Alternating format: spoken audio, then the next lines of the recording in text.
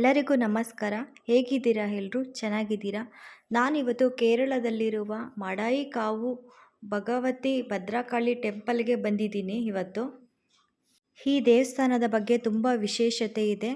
So ಈ ದೇವಸ್ಥಾನ ಹೋಗೋಕ್ಕಿಂತ ಮುಂಚೆ ಅಲ್ಲೇ ಹತ್ರದಲ್ಲಿರುವ ಶಿವ ಟೆಂಪಲ್ ಕೂಡ ಇದೆ. ಫಸ್ಟು ಶಿವನ ದರ್ಶನ ಮಾಡಿದ ಮೇಲೆ ನಂತರ ಮಡಾಯಿಕಾವು ಭದ್ರಕಾಳಿ ಭಗವತಿ ದೇವಸ್ಥಾನನ ದರ್ಶನ ಮಾಡಬೇಕು. ಸೊ ಈ ದೇವಸ್ಥಾನಕ್ಕೆ ಹೋಗೋಕ್ಕಿಂತ ಮುಂಚೆ ಬನ್ನಿ ನಾವು ಶಿವನ ದರ್ಶನಕ್ಕೆ ಹೋಗೋಣ. ಸೊ ಆಲ್ಮೋಸ್ಟ್ ನಾವು ದೇವಸ್ಥಾನಕ್ಕೆ ರೀಚ್ ಆಗಿದ್ದೀವಿ. ಅಲ್ಲೇ 1.5 ಕಿಲೋಮೀಟ್ರ್ ಅಷ್ಟೇ ಇದೆ. ಸೊ ಇದೇ ನೋಡಿ ಶಿವ ಟೆಂಪಲು. ದೇವಸ್ಥಾನದ ಒಳಗಡೆ ಯಾವುದೇ ರೀತಿಯೂ ಹಣ್ಣು ಕಾಯಿ ಸಿಗೋದಿಲ್ಲ, ಹೊರಗಡೆನೇ ತಗೋಬೇಕು. ಹೊರಗಡೆ ಯಾವುದೇ ರೀತಿ ಹಣ್ಣು ಕಾಯಿ ಸಾಮಾನೇನು ಇಟ್ಟಿಲ್ಲ. ದೀಪದ ಎಣ್ಣೆ, ಅಗರಬತ್ತಿ, ಗಂಧದ ಕಡ್ಡಿ ಮಾತ್ರ ಇಟ್ಟಿದ್ದಾರೆ. ಸೊ ನಾವು ಎಣ್ಣೆ ಮಾತ್ರ ತೊಗೊಂಡು ಹೋಗಬೇಕು ಒಳಗಡೆ. ಸೊ ಅಲ್ಲಿ ಒಳಗಡೆ ಎಣ್ಣೆ ಕೊಟ್ಟರೆ ಅವರು ಪೂಜಾರಿ ಅದು ಎಣ್ಣೆ ದೇವರಿಗೆ ಹಾಕ್ತಾರೆ. ಕಾಯಿ ಎಲ್ಲ ಏನು ಒಡೆಯೋದಿಲ್ಲ, ಹಣ್ಣು ಕಾಯಿ ಏನು ಮಾಡೋದಿಲ್ಲ ಅಲ್ಲಿ. ಸೊ ಎಂಟ್ರೆನ್ಸ್ ಇದೆ ನೋಡಿ, ದೇವಸ್ಥಾನದ ಎಂಟ್ರೆನ್ಸು. ಸೊ ಇಲ್ಲಿಂದ ನಿಂತ್ಕೊಂಡ್ರೆ ಹೊರಗಡೆ ಆವರಣ ಈ ಥರ ಕಾಣಿಸುತ್ತೆ. ನಾವು ಮಳೆ ಸೀಸನಲ್ಲಿ ಹೋಗಿದ್ದು, ಸೊ ಅದರಿಂದ ಸ್ವಲ್ಪ ತುಂಬ ಕಷ್ಟ ಆಗ್ತಿತ್ತು. ಇದೇ ನೋಡಿ ಶಿವ ಟೆಂಪಲು. ಎಂಟ್ರೆನ್ಸ್ ಈ ಥರ ಇದೆ. ಸೊ ಈ ಕಡೆ ನೋಡಿದ್ರೆ ಕೌಂಟ್ರ್, ಇದು ಪ್ರಸಾದ ಕೌಂಟ್ರು, ಟಿಕೆಟು ತಗೊಳ್ಳೋದು. ತುಂಬ ಚೆನ್ನಾಗಿದೆ ಇದು, ತುಂಬ ಪವರ್ಫುಲ್ ದೇವರು ಅಂತಲೇ ಹೇಳ್ಬೋದು. ಸೊ ಇಲ್ಲಿಗೆ ಚಾಲೆಂಜಿಂಗ್ ಸ್ಟಾರ್ ದರ್ಶನ್ ಸರ್ ಕೂಡ ಇಲ್ಲಿಗೆ ಬಂದಿದ್ದರು. ನಾವು ಇದೇ ಫಸ್ಟ್ ಟೈಮ್ ಹೋಗಿರೋದು. ಕೇರಳ ನಾವು ಬಂದೇ ಇಲ್ಲ. ಸೊ ನಾವು ಮಡಾಯಿ ಅಲ್ಲಿ ಹೋಗೋದಕ್ಕಿಂತ ಮುಂಚೆ ಇಲ್ಲಿ ದರ್ಶನ ಮಾಡ್ಕೊಳ್ಳಿ, ಆಮೇಲೆ ಅಲ್ಲಿಗೆ ನಂತರ ಹೋಗಿ, ತುಂಬ ಒಳ್ಳೆಯದಾಗುತ್ತೆ ಅಂತ ಹೇಳಿದ್ದಾರೆ. ಸೊ ನೋಡಿ ಇದೇ ಶಿವ ಟೆಂಪಲು. ಅಲ್ಲಿಂದ 1.5 ಕಿಲೋಮೀಟರ್ ಇದೆ ಅಷ್ಟೇ.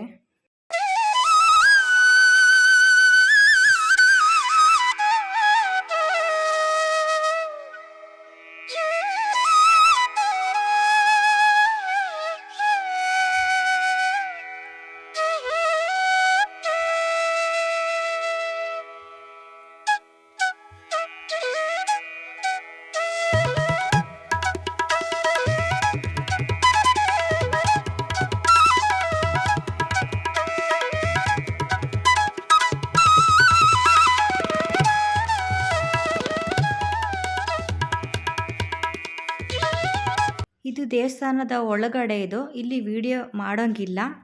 ಸೊ ನಾನು ಜಸ್ಟ್ ಸುಮ್ಮನೆ ಹಂಗೆ ತಗೊಂಡೆ. ಇದು ದೇವಸ್ಥಾನದಿಂದ ಹೊರ್ಗಡೆ ಅಂದರೆ ಫುಲ್ಲು ಹೊರ್ಗಡೆ ಅಲ್ಲ, ಗರ್ಭಗುಡಿಯಿಂದ ಒಂದು ಸ್ಟೆಪ್ಪು ಮುಂದೆ ಅಷ್ಟೇ. ಸೊ ಇಲ್ಲೇ ನೋಡಿ ಆಯಿಲೆಲ್ಲ ಇಟ್ಟಿದ್ದಾರೆ.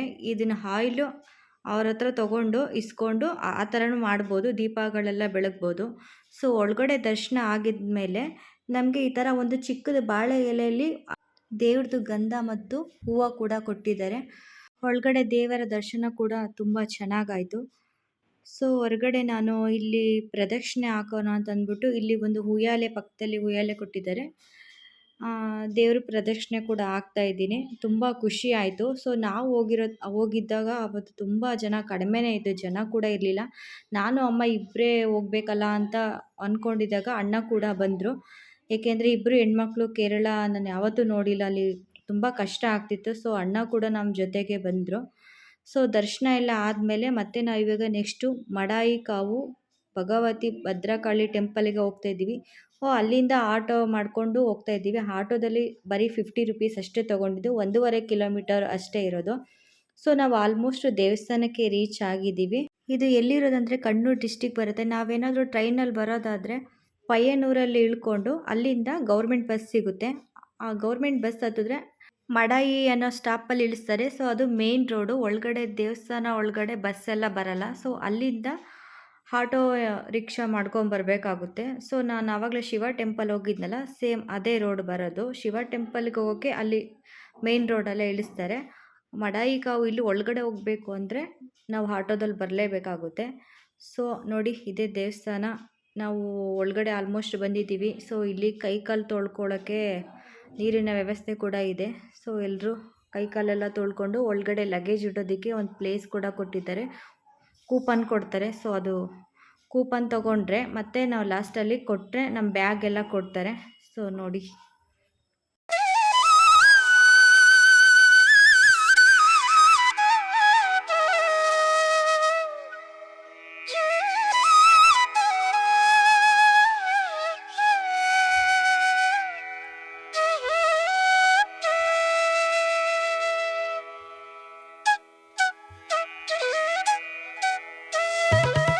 ಇವಾಗ ನಾವು ದರ್ಶನಕ್ಕೆ ನಿಂತ್ಕೊಂಡಿದ್ದೀವಿ. ತುಂಬ ರಶ್ ಏನಿರಲಿಲ್ಲ, ಒಂದು ಸಿಂಪಲ್ಲಾಗೇ ಇದ್ದರು. ಎಲ್ಲರೂ ದರ್ಶನ ಮಾಡ್ಕೊಂಡು ಹೋಗ್ತಾರಲ್ವ, ಜನ ಏನು ಅಷ್ಟೊಂದು ರಶ್ ಅಂತ ಏನು ಅನ್ನಿಸ್ತಿರ್ಲಿಲ್ಲ. ಸೊ ನಾವು ಬಂದಿದ್ದು ಮಧ್ಯಾಹ್ನ 1:30 ಆಗಿತ್ತು. ಆಲ್ಮೋಸ್ಟು ಸ್ವಲ್ಪ ಜನ ಕಡಿಮೆನೇ ಆಗಿದ್ದರು. ಅಮಾವಾಸ್ಯೆ ಹುಣ್ಣಿಮೆ ಬಂದರೆ ಅಂತೂ ತುಂಬ ರಶ್ ಇರುತ್ತಂತೆ, ಕಾಲಿಡೋದಕ್ಕೆ ಜಾಗ ಇರಲ್ಲ. ಮಧ್ಯಾಹ್ನ 1:30ಗೆ ಕ್ಲೋಸ್ ಆಗುತ್ತೆ, ಮತ್ತು ಸಂಜೆ 7 ಗಂಟೆಗೆ ಓಪನ್ ಆದರೆ 8:30ಗೇನೋ ಕ್ಲೋಸು ಅಂತ ಹೇಳ್ತಾಯಿದ್ರು. ಇದು ದೇವಸ್ಥಾನ ಒಳಗಡೆ, ಇದು ಗರ್ಭಗುಡಿ ಇದೆ ಅಲ್ವಾ, ಆ ಕಡೆ ಆ ಸೈಡ್ ಒಳಗಡೆ ಇದು. ಇಲ್ಲಿ ವಿಡಿಯೋ ಎಲ್ಲ ಮಾಡೋಂಗಿಲ್ಲ, ನನಗೆ ಗೊತ್ತಿಲ್ಲದೆ ವಿಡಿಯೋ ಮಾಡಿರೋದು. ಚೆನ್ನಾಗಿದೆ, ತುಂಬ ಎಲ್ಲ 2 ಸಲ ದರ್ಶನ ಮಾಡ್ತಾಯಿದ್ರು.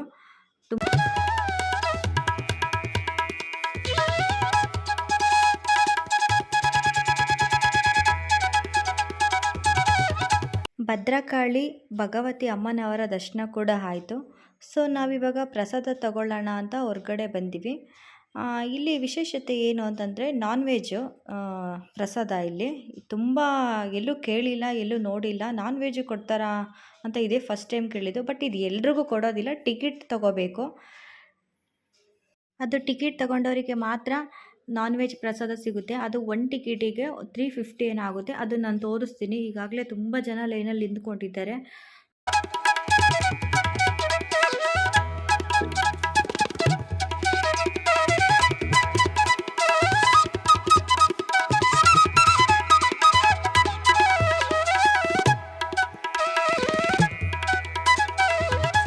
ಈಗ ನಾವು ಪ್ರಸಾದ ತಗೊಳ್ಳೋಣ ಅಂತಂದ್ಬಿಟ್ಟು ಕೌಂಟ್ರ್ ಹತ್ರ ಬಂದಿದ್ದೀವಿ. ನಾವು ಯಾವ ಥರ ಪೂಜೆ ಮಾಡಿಸ್ಬೇಕು ಅಂತ ನಮ್ಮ ಮನಸ್ಸಲ್ಲಿ ಏನಾರು ಅಂದ್ಕೊಂಡಿರ್ತೀವೋ, ಸೊ ಅಲ್ಲೆಲ್ಲ ಅದು ಲೀಸ್ಟ್ ಬರೆದಿದ್ದಾರೆ, ಯಾವ್ದ್ಯಾವ್ದಕ್ಕೆ ಎಷ್ಟೆಷ್ಟು ಪೂಜೆಗೆ ಅಮೌಂಟ್ ಆಗುತ್ತೆ ಅಂತ. ಸೊ ಇಲ್ಲಿ ಕ್ಯಾಶ್ ಕೊಟ್ಟು ತಗೊಳ್ಳೋದಾದರೆ ಟಿಕೆಟ್ ತೊಗೋಬೋದು. ಈ ಕಡೆ ಫೋನ್‌ಪೇ ಮಾಡಿ ತಗೊಳ್ಳೋದಾದರೆ ತೊಗೋಬೋದು. ಆ ಕಡೆ ಗೂಗಲ್ ಪೇ, ಈ ಥರ ಆನ್ಲೈನ್ ಪೇಮೆಂಟ್ ಇರುತ್ತೆ. ಸೊ ನಾನು ಫೋನ್‌ಪೇ ಮಾಡಿದೆ. ಸೊ ಟಿಕೆಟ್ ಈ ಥರ ಇದೆ ನೋಡಿ. ಇದು ನಾವು ತೊಗೊಂಡಿರೋದು ಶತ್ರು ಸಂಹಾರ ಪೂಜೆಗೆ ಅಂತ ನಾವು ತೊಗೊಂಡಿರೋದು. ಇದು ಒಬ್ಬರಿಗೆ 350 ಆಗುತ್ತೆ. ನಾವು 3 ಜನ ತೊಗೊಂಡಿರೋದ್ರಿಂದ 1050 ರುಪೀಸ್ ಏನೋ ಆಗುತ್ತೆ. ಎಲ್ಲರೂ ಲೈನಲ್ಲೂ ಕೂಡ ಪ್ರಸಾದಕ್ಕೋಸ್ಕರನೇ ವೆಯ್ಟ್ ಮಾಡ್ತಾ ಇರೋದು. ಒಳಗಡೆ ಪ್ರಸಾದ ಪ್ರಿಪೇರ್ ಮಾಡಬೇಕಲ್ವ, ಸೊ ಅದಕ್ಕೆ ಸ್ವಲ್ಪ ಟೈಮ್ ತೊಗೊಳುತ್ತೆ. ಪ್ರಸಾದ ರೆಡಿ ಆದಮೇಲೆ ಕೊಡ್ತಾರೆ. ಒಬ್ಬೊಬ್ಬರಿಗೆ ತಾಯ್ತ ಆ ಥರ ಕೊಡ್ತಾರೆ. ಅದು ತಾಯ್ತ ಎಲ್ಲ ಈ 20 ರುಪೀಸ್ ಆ ಥರ ಇರುತ್ತೆ. ನಾನು ಏನು ತೊಗೊಂಡಿಲ್ಲ, ನಮ್ಮಮ್ಮ ನಮ್ಮ ದಿಶುಕ್ಕೆ ಪಾಪುಗೆ ಮಾತ್ರ ಅಷ್ಟೇ ತೊಗೊಂಡಿದ್ದು. ಇದೇ ನೋಡಿ ಪ್ರಸಾದ, ಈ ಥರ ಪಾರ್ಸಲಲ್ಲಿ ಕೊಡ್ತಾರೆ. ಈ ಪ್ರಸಾದ ಇವಾಗ ಓಪನ್ ಮಾಡಿದ್ರೆ ಚಿಕನ್ ಫ್ರೈ ಆ್ಯಂಡ್ ಅವಲಕ್ಕಿ ಪ್ರಸಾದ, ಇನ್ನೊಂದು ಹೆಸ್ರು ಕಾಳು ಪಲ್ಯ ಪ್ರಸಾದ. ನಾನ್ ವೆಜ್ ತಿನ್ನಲ್ಲ ಅನ್ನೋರಿಗೆ ವೆಜ್ ಮಾತ್ರ ಕೊಡ್ತಾರೆ. ಈ ದೇವಸ್ಥಾನಕ್ಕೆ ಹಲವಾರು ಜನ ಬೇರೆ ಬೇರೆ ರಾಜ್ಯದಿಂದ ತುಂಬ ಜನ ಬರ್ತಾರೆ.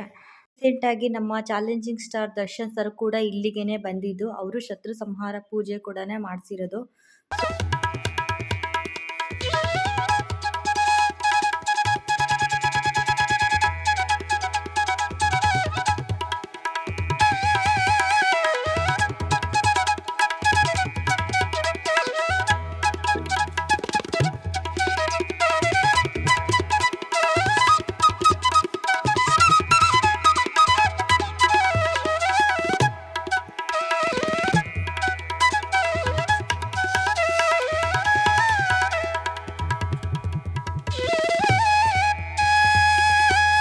ಯಾರೆಲ್ಲ ಇನ್ನು ಈ ದೇವಸ್ಥಾನಕ್ಕೆ ಹೋಗಿಲ್ಲ, ಎಲ್ಲರೂ ಹೋಗಿ ಶ್ರೀ ಭಗವತಿ ಭದ್ರಕಾಳಿ ಅಮ್ಮನವರ ದರ್ಶನ ಪಡೆಯಿರಿ.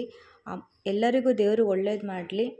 ಸೊ ನಮ್ಮದು ದರ್ಶನ ಕೂಡ ಎಲ್ಲ ಆಯಿತು. ನಾವಿವಾಗ ಮತ್ತೆ ನಾವು ರಿಟರ್ನು ಬೆಂಗಳೂರಿಗೆ ಹೋಗಬೇಕು. ಸೊ ಯಾರೆಲ್ಲ ಈ ವಿಡಿಯೋ ನೋಡಿದ್ದೀರೋ ಅವರಿಗೆ ನನ್ನ ಧನ್ಯವಾದಗಳು.